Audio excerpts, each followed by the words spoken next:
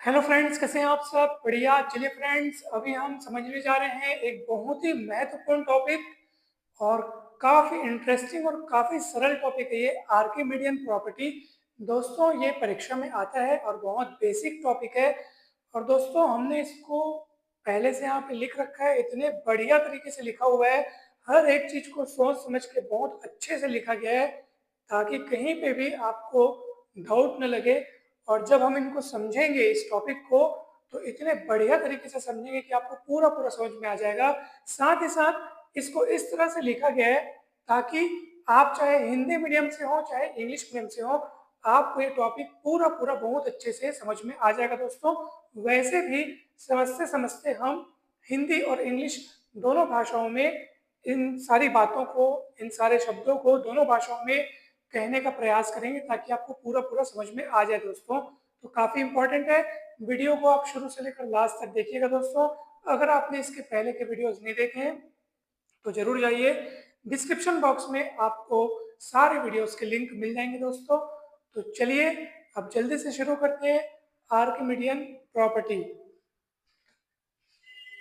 दोस्तों, Archimedean property अर्थात आर्किमिडीय गुणधर्म, इसका हमने यहाँ पे ये इंग्लिश में हमने स्टेटमेंट लिखा हुआ है और सरल शब्दों में यहाँ पे भी लिखा हुआ है। ठीक है, तो आप जो भी आपको सरल लगे। ठीक है, तो चलिए पहले सरल वाला स्टेटमेंट पहले देख लेते हैं।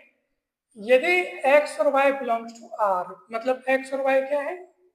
दो रियल नंबर्स हैं। ठीक है, तो यदि x और y दो रियल नंबर्स हैं तथा x is greater than zero, x क्या है? धनात्मक है। ठीक है, पॉजिटिव है।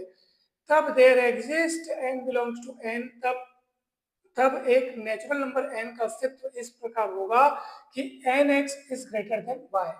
ठीक है, ये एकदम सरल रूप में है आर्किमिडियन प्रॉपर्टी। ठीक है, क्या फिर से एक बार मैं आपको इसको पढ़ करके बताता हूँ। ठीक है, x और y हमारे पास क्या है? रियल नंबर है। ठीक है, x और y दो दिए हुए रियल नंबर्स हैं तथा x क्या है? ग्रेटर देन जीरो है। तब there exist n belongs to n, अर्थात तब एक नेचुरल नंबर n का अस्तित्व इस प्रकार होगा कि nx is greater then y। ठीक है, चलिए इसी को आप इंग्लिश में आप देख लो। If x and y are two given real numbers and x is greater than 0, then there exists a natural number n such that nx is greater than y। ठीक है दोस्तों, अब ध्यान से देखिए, अब हम इसका प्रूफ करने जा रहे हैं। यहाँ पे दो केस बनेंगे, तो बहुत सिंपल है। देखो, केस फर्स्ट में हमने क्या लिखा है कि जब y इज लेस देन और इक्वल्स टू 0, ठीक है, तब प्रमेय स्पष्ट है। मतलब तब इस थ्योरम में हमको कुछ करने की आवश्यकता ही नहीं है, थ्योरम वैसे भी सिद्ध हो जाएगा अगर y इज लेस देन और इक्वल्स टू 0 होगा। अब आप कहेंगे सर ये कैसे? तो सुनो, देखो, x तो वैसे भी पॉजिटिव है। ठीक है, x तो वैसे भी क्या है? पॉजिटिव है। अब सोचो जरा, x पॉजिटिव है और n कोई भी नेचुरल नंबर, कोई सा भी नेचुरल नंबर, मतलब ये पूरा का पूरा पक्ष तो पॉजिटिव हो जाएगा। तो अगर अपन y is less than equal to 0 सोच रहे हैं, अर्थात y अगर कोई नेगेटिव नंबर रहेगा, मान लो, ठीक है, y अगर कोई भी नेगेटिव नंबर रहेगा या जीरो रहेगा, चलो जीरो या नेगेटिव रहेगा, तो ऑब्वियस सी बात है कि ये वाला पक्ष तो उससे हमेशा बड़ा ही रहेगा। क्योंकि हमने पहला केस फर्स्ट में हमने क्या लिया है? देखो, केस फर्स्ट में हमने क्या लिया है कि y is less than equal to 0, यानी कि y जो है या तो शून्य है या तो शून्य से छोटा है। तो आप खुद सोच लो, अगर मैं y को शून्य यानी कि जीरो या जीरो से छोटा कोई नंबर रखूं, तो ऑब्वियस सी बात है कि इधर, अब देखो इधर वाले पक्ष में क्या है, क्योंकि x तो वैसे भी पॉजिटिव रियल नंबर है, थ्योरम के स्टेटमेंट में दिया है, और n क्या है? Natural number. तो नेचुरल नंबर तो सदैव पॉजिटिव होता ही होता है, अर्थात ये दोनों क्या है? पॉजिटिव है। तो ऐसी स्थिति में y अगर नेगेटिव या जीरो रहेगा तो हर हाल में ये तो उससे क्या रहेगा? nx तो क्या रहेगा? y से बड़ा ही रहेगा ना सर, सीधी सी बात है। और ये बात सच हो जाएगी किसी भी नेचुरल नंबर के लिए। भाई y अगर जीरो या फिर नेगेटिव है तो निश्चित रूप से ये पक्ष इस y से बड़ा होगा ही होगा, क्योंकि देखो x क्या है? पॉजिटिव रियल नंबर, और n क्या है? नेचुरल नंबर, जो कि पॉजिटिव होता ही होता है। ठीक है, फिर n की जगह आप चाहे कुछ भी ले लो, n की जगह चाहे कोई भी नेचुरल नंबर ले लो, फिर तो ये पूरा पक्ष y से क्या रहेगा? बड़ा रहेगा ही रहेगा। ठीक है दोस्तों, तो y इज लेस देन और इक्वल टू 0 के लिए प्रमेय तो वैसे भी क्या है? सत्य है। ठीक है, चलिए केस 2 की बात करते हैं।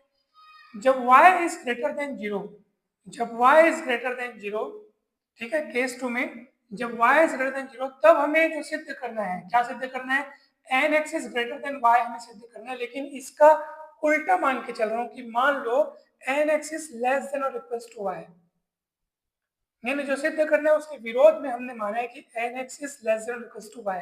मतलब सीधी सी बात है, हम आगे बढ़ते बढ़ते कहीं ना कहीं जाकर एक कॉन्ट्रडिक्शन में पहुंचेंगे, क्योंकि हमने जो सिद्ध करना है उसके उल्टा अपन ने, उसके विरोध में अपन ने मान के चला है। ठीक है, अब सुनिए, अब हम एक सेट यहाँ पे परिभाषित करने जा रहे हैं, एक सेट डिफाइन करने जा रहे हैं, S is equals to nx such that n belongs to n। ठीक है, nx टाइप के एलिमेंट्स रहेंगे इस S में, और चूंकि हमने क्या माना है बताओ, हमने माना है कि nx is less than equals to y, और यही nx जो nx टाइप के एलिमेंट्स जो है वो S के मेंबर्स हैं, और y जो है वो उन सबों से, इस टाइप के मेंबर्स से y जो है बड़ा या बराबर है। मतलब साफ साफ पता चल रहा है कि y जो है इस सेट के समस्त एलिमेंट्स से क्या है, बड़ा या बराबर है। ठीक है, तो ये साफ साफ इस किस बात को इंगित करते हैं, किस बात को निर्देशित करते हैं, साफ साफ पता चल रहा है कि y जो है सेट S का क्या है, एक अपर बाउंड है। अपर बाउंड की यही तो डेफिनेशन है। ठीक है, कोई भी एलिमेंट किसी सेट का अपर बाउंड कब कहलाता है, जब वो सेट के समस्त मेंबर्स से बड़ा या बराबर हो, या यूं कहें कि सेट का कोई भी सदस्य उस अवयव, उस एलिमेंट जिसको आप अपर बाउंड कहने जा रहे हैं उससे और बड़ा ना हो, है ना, सेट में ऐसा कोई भी मेंबर ना हो जो उस एलिमेंट जिसको आप अपर बाउंड बोल रहे हैं, ठीक है, उससे और बड़ा ना हो सेट का कोई एलिमेंट, तो उससे छोटा या बराबर हो सकते हैं। वही बात हमको यहाँ पे दिख रही है। देखो nx टाइप के एलिमेंट्स है ना भाई, nx एलिमेंट्स इसमें है, s में है, और वो nx की खासियत क्या है कि वो y से छोटे या बराबर है। मतलब साफ साफ पता चल रहा है कि y जो है सेट s का क्या है, अपर बाउंड है। अब ये सेट S का एक अपर बाउंड है, यानी कि सेट S क्या है, बाउंडेड एबव है, क्योंकि ये अपर बाउंड रख रहा है। साथ ही साथ क्योंकि n तो क्या है, सेट ऑफ नेचुरल नंबर्स, ठीक है, जो कि 5 नहीं है। ठीक है ना भाई, तो n अगर 5 नहीं है तो सीधी सी बात है कि S भी 5 नहीं होगा। 5 मतलब नल सेट, तो n अगर नॉन एम्प्टी है तो S भी क्या होगा, नॉन एम्प्टी होगा, क्योंकि n के मेंबर्स की मदद से ही तो S का निर्माण हुआ है ना सर। हमने जो यहाँ पे जो यहाँ पे S माना है वो किस टाइप से माना है, nx such that n belongs to n, अर्थात n के जो एलिमेंट्स हैं उन्हीं की मदद से S का निर्माण हुआ है। तो n अगर नॉन एम्प्टी है इसलिए S भी क्या होगा, नॉन एम्प्टी होगा। ठीक है दोस्तों, चलिए साथ ही साथ अब हम यहाँ पे इस्तेमाल कर रहे हैं कंप्लीटनेस एक्सिम। ठीक है, कंप्लीटनेस एक्सिम क्या होता है कि भैया सीधी सी बात है, ये पूरी कहानी जो है, आखिर ये जो आपको दिख रहा है ये एस है ना भाई, ये आर का एक सबसेट है जो कि बाउंडेड एबव है। ठीक है, तो कंप्लीटनेस एक्सिम क्या होता है कि इसका सुप्रीमम जो होगा उसका अस्तित्व होगा आर में। ठीक है, तो उसी को हमने यहाँ पे लिखा हुआ है कंप्लीटनेस, आर मतलब सेट ऑफ रियल नंबर्स ना। ठीक है, आखिर देखा जाए तो ये सेट ऑफ रियल नंबर्स का ही सबसेट है ना भाई, और हमने कंप्लीटनेस एक्सिम देखा है, पढ़ा है पिछले वीडियो में।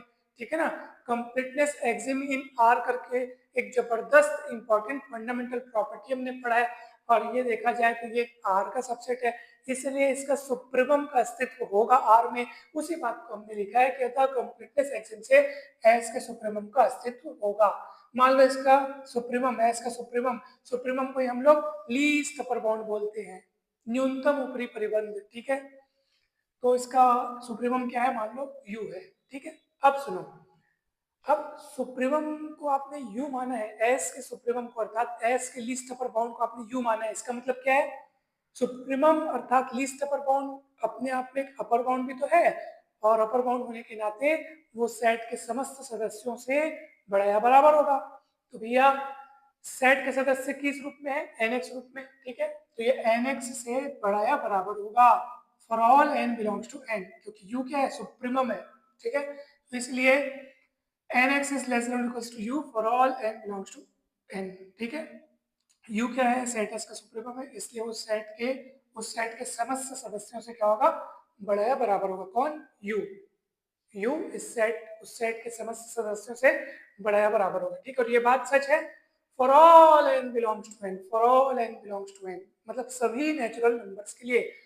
तो सुनो, अब आप कहेंगे सर ये तो n लिखा है, आपने यहाँ पे n+1 लिखा है।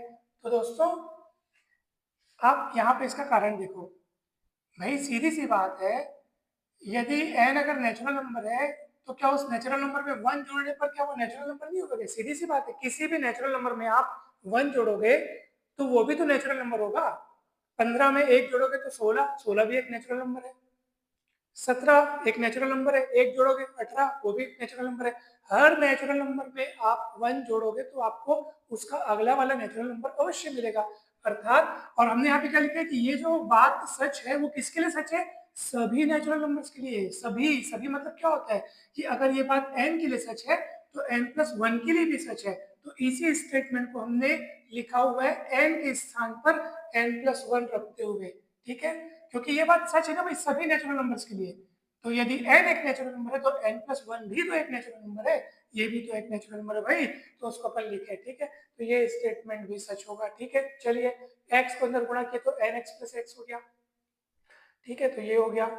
उसके बाद क्या हुआ यहाँ पे देखो, nx+x is less than or equals to u for all n belongs to n, और इस x को पलटा दिया इधर तो u minus x हो गया। यानी कि यहाँ पे क्या पता चल रहा है आपको कि nx is less than or equals to u minus x, nx is less than or equals to u minus x for all n belongs to n, for all n belongs to n।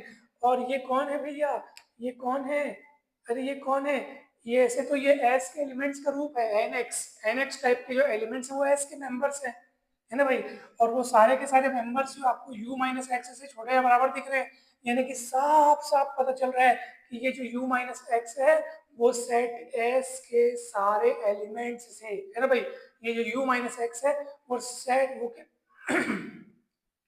ये जो u minus x है वो set s के सारे elements से क्या है, बड़ा या बराबर है ना भाई।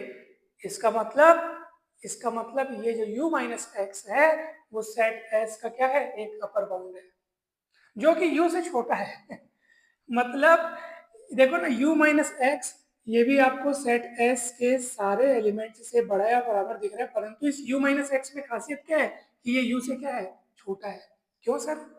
क्योंकि भैया x इज ग्रेटर देन 0, ये बात अपने को स्टेटमेंट में ही दी गई है, आप देख लो x इज ग्रेटर देन 0। भैया किसी राशि में अगर कोई धनात्मक राशि माइनस कर रहे हो, किसी राशि में कोई संख्या में, ठीक है, कोई नंबर है अगर, और अगर आप उसमें धनात्मक संख्या x के पॉजिटिव नंबर, तो पॉजिटिव नंबर को अगर आप माइनस कर रहे हो तो सीधी सी बात है कि जो चीज बनेगी वो तो उस संख्या से छोटी होगी ना सर, है ना भाई। वो तो उस संख्या से क्या होगी, छोटी होगी। तो u माइनस एक्स सदैव u से क्या होगा, छोटा होगा, ठीक है। अरे आप सोच रहे हो कि आपको यहाँ पे रिजल्ट में जो अभी आपको मिला वो क्या मिला, आप खुद सोचो। आपको एक ऐसा यहाँ पे नंबर मिला है u माइनस एक्स जो कि सेट s के सारे एलिमेंट से बड़ा है, बराबर है, अर्थात ये u minus x set s का एक अपर बाउंड है जो कि उस एलिमेंट से छोटा दिख रहा है आपको, जो कि, और u क्या है, u क्या है, u को आपने क्या माना था, सुप्रीमम ऑफ s। सुप्रीमम मतलब क्या होता है, least upper bound. Least upper bound मतलब क्या होता है, लीस्ट अपर बाउंड मतलब क्या होता है कि ऐसा एलिमेंट जो अन्य अपर बाउंड्स में से सबसे छोटा हो। यानी कि लीस्ट अपर बाउंड से छोटा और कोई अपने को अपर बाउंड नहीं मिलना चाहिए, मगर वो यहाँ मिल रहा है, देखो ना, u माइनस एक्स आपको किससे छोटा मिल रहा है, u से छोटा मिल रहा है, और u कौन है, सुप्रीमम ऑफ s है। उसी बात को हमने बकायदा डिटेल में यहाँ पे लिखा है, बिल्कुल आपको कोई भी डाउट नहीं होगा। क्या लिखा है हमने यहाँ, हमें सुप्रीमम ऑफ s जो कि कौन है, u, उससे भी छोटा, अर्थात u माइनस एक्स, देखो u माइनस एक्स u से छोटा है, ठीक है। तो सुप्रीमम ऑफ s से भी छोटा s का एक अपर बाउंड अपने को प्राप्त हो रहा है। देखो u माइनस एक्स s का एक अपर बाउंड है, यहाँ से पता चल रहा है, क्योंकि वो s के सारे एलिमेंट्स से क्या है, बड़ा या बराबर मिल रहा है। तो ये s का एक अपर बाउंड है जो कि लीस्ट अपर बाउंड से छोटा है। तो याद रखिए कोई भी upper bound least upper bound से छोटा नहीं होता है, ठीक है। तो हमको मिल रहा है लेकिन वो, जो कि इस बात का खंडन करता है कि u सेट s का सुप्रीमम है।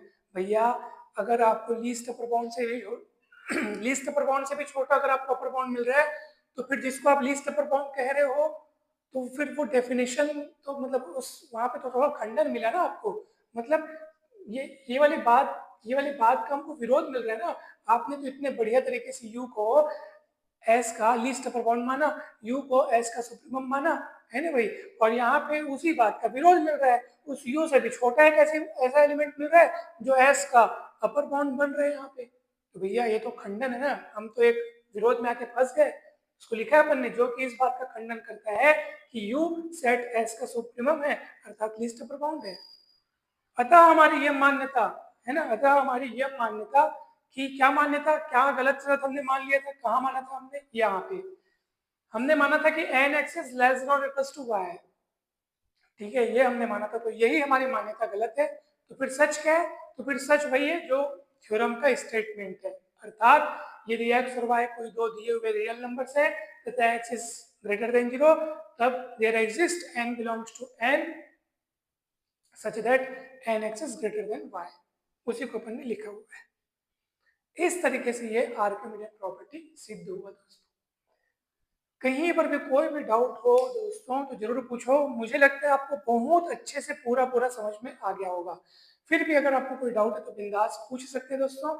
जो हमने यहाँ पर लिखा हुआ एकदम कंप्लीट प्रूफ है, हर चीज को एकदम डिटेल में अच्छे से समझा के लिखा गया है ताकि आपको कोई दिक्कत ना हो। साथ ही साथ भले हमने लैंग्वेज हिंदी लिखा है, परंतु देखो बीच बीच में हमने इंग्लिश का इस्तेमाल किया है, क्योंकि देखो ये बातें तो कोई भी समझ जाएगा, परंतु जो जो कुछ शब्द होते हैं जो इंग्लिश में ज्यादा अच्छे से समझ में आते हैं, तो उसको हमने बकायदा, जैसे कंप्लीटनेस, एक्सिम, इसी को हम लोग क्या बोलते हैं, पूर्णता, अभिकृत बोलते हैं। ठीक है, तो उसका पूरा ख्याल रखा गया है। तो फिर भी अगर आपको कहीं डाउट हो तो बिंदास आप पूछ सकते हैं। आप चाहें तो हमारे व्हाट्सएप ग्रुप में भी ज्वाइन हो सकते हैं, डिस्क्रिप्शन बॉक्स में आपको हमारा व्हाट्सएप नंबर मिल जाएगा दोस्तों। तो आप सभी को बहुत बहुत धन्यवाद, thank you so much. Video अच्छा लगा हो तो जरूर लाइक करें, चैनल को सब्सक्राइब कर वीडियो को शेयर करें। आप सभी को बहुत बहुत धन्यवाद, जल्द ही मिलते हैं नेक्स्ट वीडियो में।